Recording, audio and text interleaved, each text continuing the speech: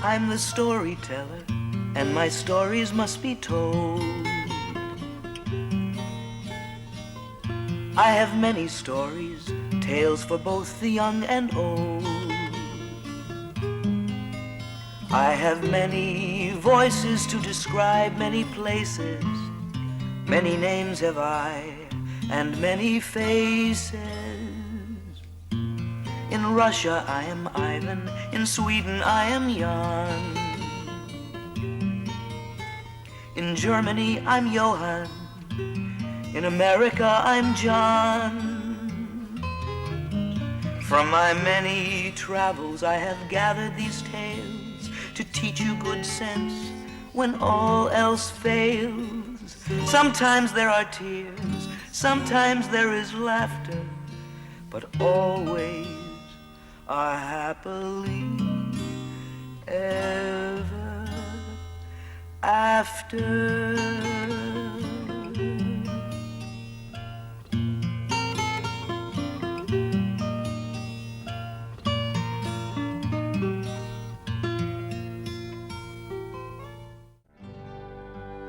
Long ago and far away, there was once a small and remote kingdom. Everybody lived in quiet contentment until one day the most extraordinary things began to happen. People would vanish. One minute a person would be there, the next minute he would be gone. A rich man vanished. A poor man vanished. An old person. A young person. A woman, a man, all just disappeared. In despair, the king consulted his wisest counselor to try and find out why these dreadful disappearances were taking place. But the wise man confessed he was baffled. There seemed to be no accounting for it. He was so worried about the effects of these events on his kingdom that he consulted with all his ministers as to what should be done, and summoned all the people to ask them if they could throw any light on this mystery. We must try to stop this terrible evil, or none of us will ever be happy again. The wisest men in the kingdom searched through the most ancient volumes and writings to see how they could overcome this curse. Finally, they came up with a strange solution. The only being that might be able to overcome this evil, they told the king, must be neither rich nor poor, young nor old, man nor woman. This person should come here and meet the king, neither inside nor outside the palace. While the king was puzzling over these baffling requirements, he was brought the saddest news of all. His only son, the prince, had now vanished without trace, along with the other citizens. In great sorrow, without further ado, the king ordered his herald to announce to every person in the land that he needed someone who was neither rich nor poor, young nor old, man nor woman, to come and see him neither inside nor outside the palace. Just after the prince's disappearance, the king found a strange map on his throne. It showed a mountain and a field and a forest. But where in his kingdom was this place meant to be? The king was sure that it showed where his son could be found. But where was it?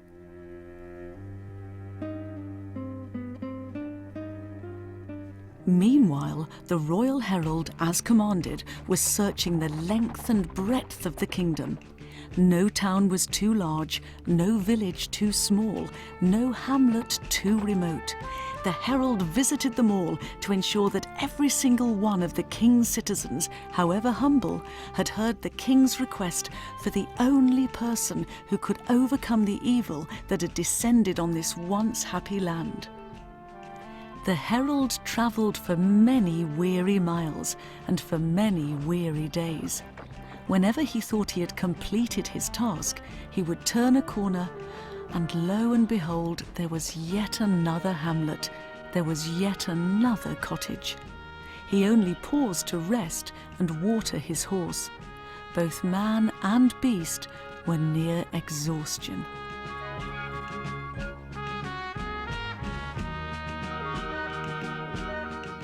One day, he came to the last cottage in the whole kingdom, in which lived a poor goat herd and his daughter.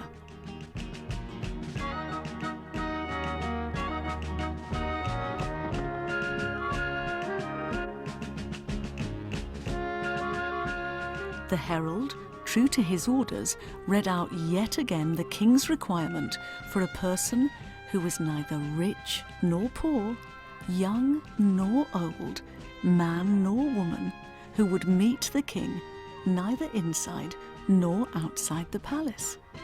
The goatherd listened to this strange proclamation in amazement. When he had finished reading, the herald rolled up the proclamation, sure that he had finally completed his task. The old man's daughter, Carmela, who was as clever as she was lovely, began to laugh. Her quick wits had deduced the answer to the riddle. To her poor old father's amazement, and without further ado, she went into the little cottage and began packing the strangest things. Her father's oldest trousers, and a very ragged shirt, and goodness me, a really awful hat which he had thought too old even to throw away. They were all bundled into Carmela's basket. "I must help the king in his hour of need, father," she said. "You will excuse me if I go away for a few days, but don't worry, I shall be back very soon and tell you everything that has happened." Bidding her father a loving goodbye, she set off briskly along the dusty road to the palace.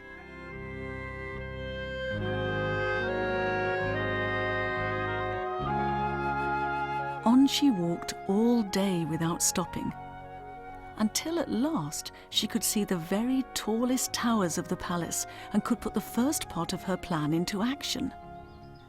Finding a quiet and secluded place, she began changing into her father's old clothes.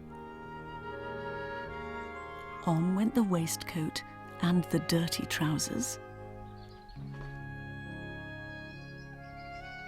Even her lovely long brown hair was hidden under the disgraceful old hat.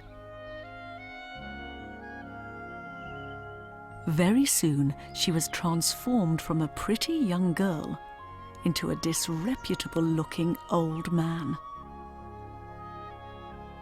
Her disguise was complete when she glued onto her chin a beard made from goat's hair taken from her favourite billy goat. This strange apparition now set off towards the capital.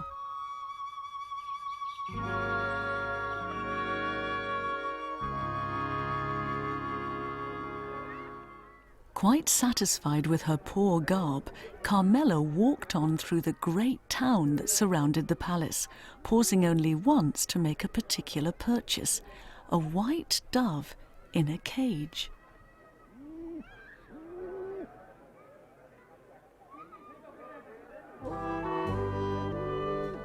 When she reached the outer gates, she approached the guards, crying, "A gift for the king! A gift for the king!"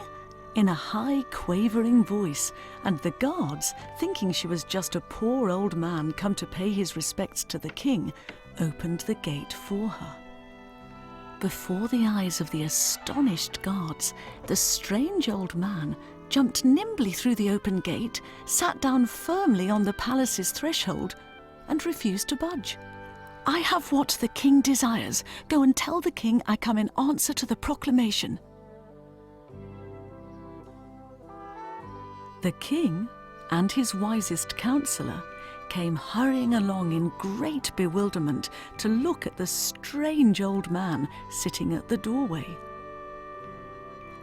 "I am neither inside nor outside the palace, Your Majesty. You think I am an old man, but look, I am a young girl, and although I am poor in material goods, believe me, I am rich in imagination. I am the person you seek to overcome the evil that has descended on our poor kingdom." Put that way, it certainly sounded right. The king and his counsellor couldn't fault Carmela's clever argument. She has spoken more wisdom than any of my wise men, the king decided. So he told Carmela everything that had happened in the kingdom, how people had so mysteriously vanished, including his beloved son. He introduced her to the wise men of the kingdom, and he also told her about the mysterious map that had appeared on his throne. "It is part of my kingdom which I cannot identify," he said, "but I am convinced it shows us where we shall encounter this evil." Carmela showed great quickness of mind.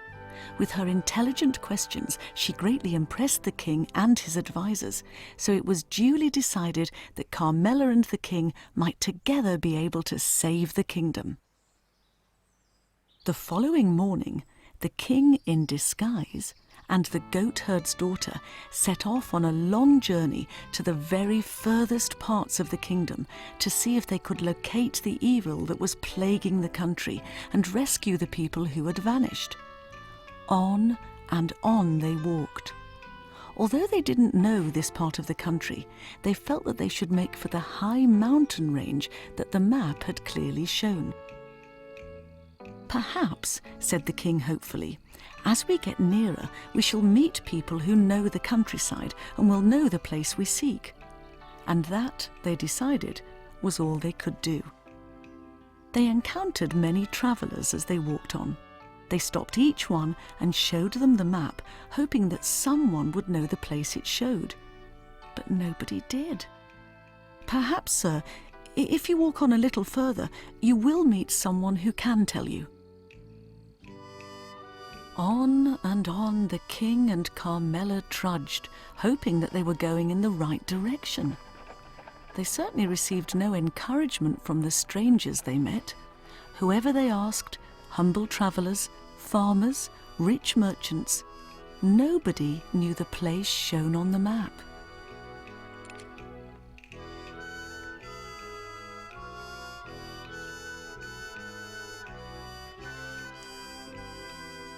The day wore on, and the two grew more and more tired and disheartened. Were they just on a wild goose chase? Would they ever find the people who had disappeared? Only the thought of his son made the king carry on. And the rich king was very pleased indeed to receive some humble sustenance from the poorest of his subjects, a humble shepherd. Even he couldn't identify the place on the map.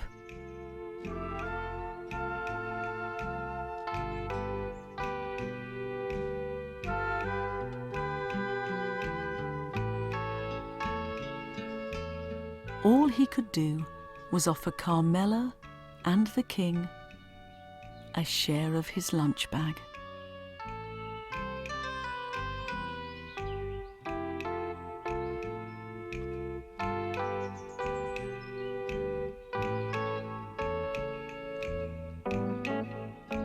After travelling many, many long miles, they came upon a fair and open field where a goat was tethered right in the centre. "There is a field, there the forest behind it and the mountain," Carmela pointed out, "and I know a lot about goats. None of your citizens knows the place on the map, so let us ask a humble beast to lead us from now on. We can surely do no worse than follow him. I have always found my father's goats to be the sagest of animals." The king was now so disheartened that he agreed to Carmela's suggestion. So, Untethering the goat, they let him lead them slowly towards the highest of the mountain peaks.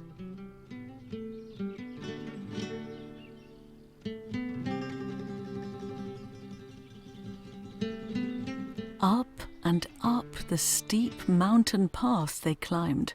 The goat certainly seemed to know where he was going.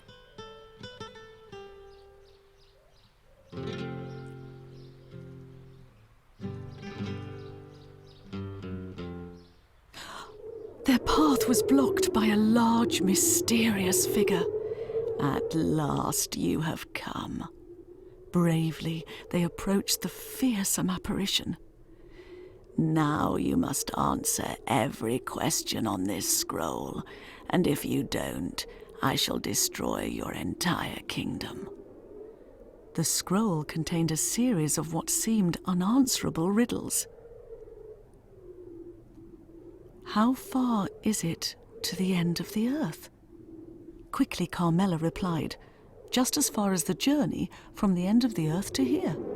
To their horror and astonishment, the cape grew even larger and more menacing when it heard this clever answer. The riddles came thick and fast, but Carmela answered each one quickly and easily, and each time she did so, the cape showed its anger and seemed to grow taller and taller. While Carmela was giving the solutions to the riddles, nobody noticed the goat, free of its lead, run off and disappear into the woods. As fast as the king could ask the riddles, Carmela answered them, and the cape's anger increased with each answer. "I shall be revenged on you," it shrieked. "You should know that I cannot be harmed by man or beast. I claim this girl as my prisoner, unless you give me a present, which is not a present."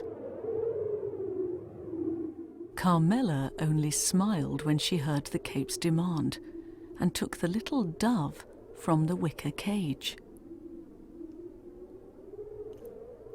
Cupping it in her hands, she held it towards the cape.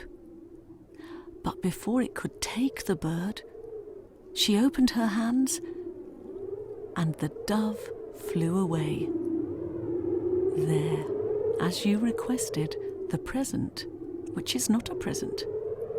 The cape realized it had been outwitted again by this clever girl, letting out a mighty roar that tomorrow things would be different. It vanished. The king and Carmela were greatly relieved to have got rid of the evil cape, but what could they do now? They were quite lost. It was getting darker and darker and very cold. "We should go no further," Carmela told the king. "Let us rest here tonight, your majesty, and decide what we should do next tomorrow. Truly, I am very weary, and so are you." That advice was so sensible that the king had to agree. The day's events had been so baffling and mysterious, he felt quite confused by everything. But possibly the morning light would help bring them fresh courage and inspiration to overcome the evil Black Cape, which obviously intended to cause more trouble the next day.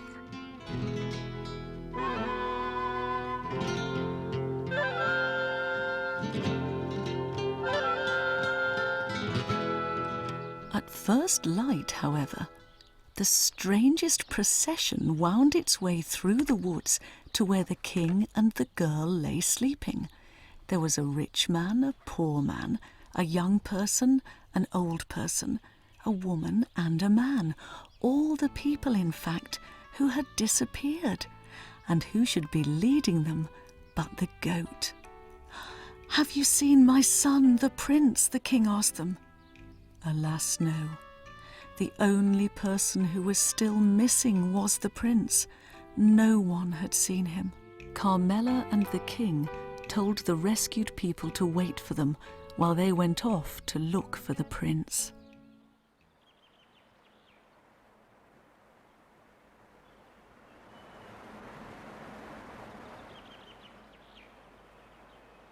The Black Cape suddenly appeared again.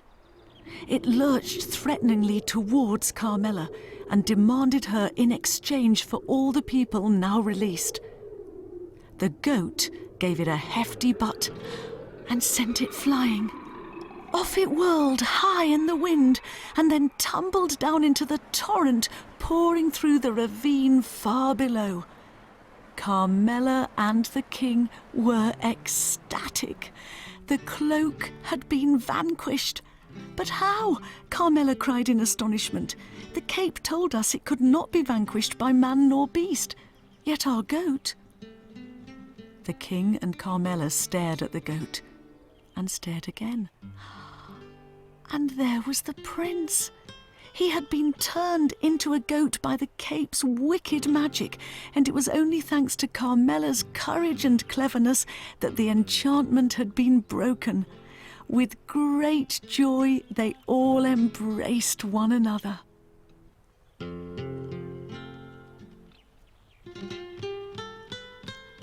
In due course, all the other people freed from the magic of the cloak were delighted to see the prince back with them again, and to realise that the evil that had blighted the land had now been destroyed forever.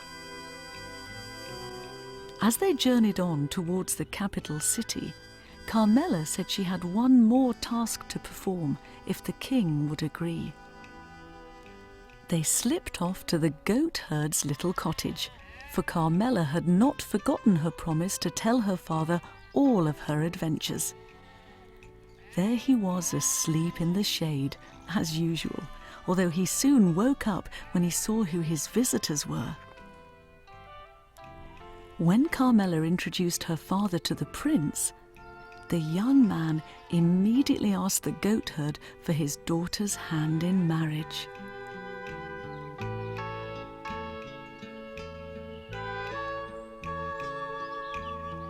The old man was delighted, although he secretly thought that the prince had got the better part of the bargain. The young couple were married with much joy and ceremony, and right through their long lives, the evil black cape never again descended to wreck the happiness of the people and its royal family.